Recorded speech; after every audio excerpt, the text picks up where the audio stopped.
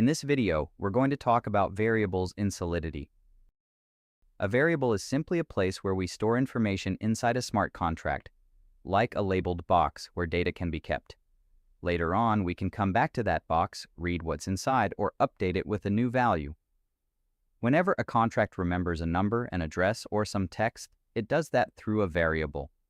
When we choose a name for a variable in Solidity, there are a few simple rules we need to follow.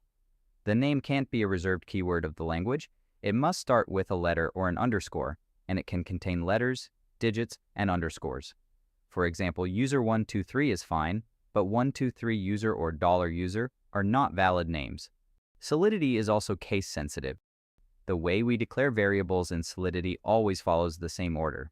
First, we write the data type, then we can optionally add an access modifier, and finally we write the name of the variable. For example, if we want to declare a public integer, we could write uint public variable name. With that single line, we are saying this variable is called variable name. It holds an unsigned integer, and anyone can read its value. In Solidity, we mainly work with three kinds of variables: state variables, local variables, and global variables.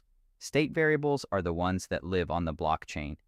They are declared outside of functions, and their values are stored permanently in the contract storage.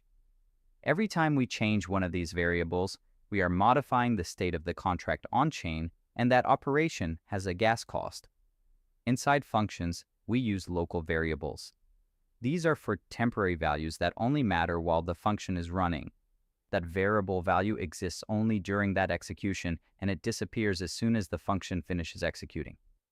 Finally, we have what are called global variables. We don't declare these ourselves. Solidity provides them so we can access information about the transaction and the blockchain. This includes things like block.number, block.timestamp, msg.data, msg.value, or msg.sender.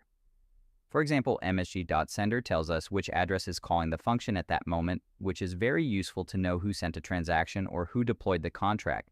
When we declare a variable, we can also decide who is allowed to see it or use it, and we do that with access modifiers.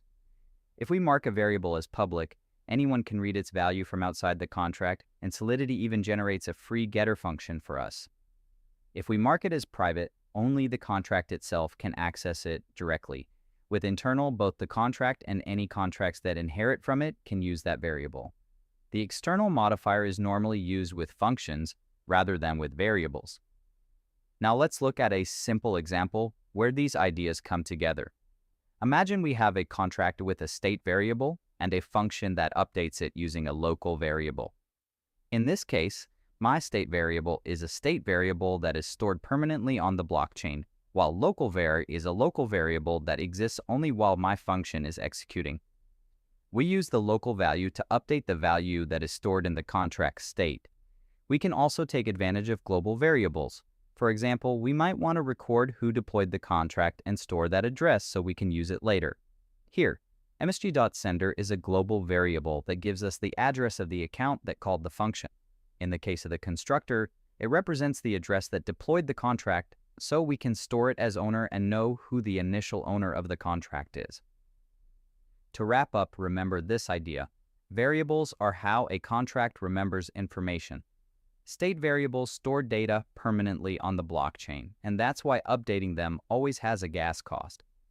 Local variables are there to help us with temporary calculations inside a function without leaving anything behind in the contract storage.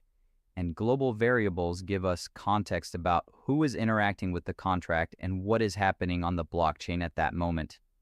As you write more contracts, you'll develop a feel for which pieces of information should be stored as state, which ones only need to live as local variables, and when it makes sense to rely on global variables.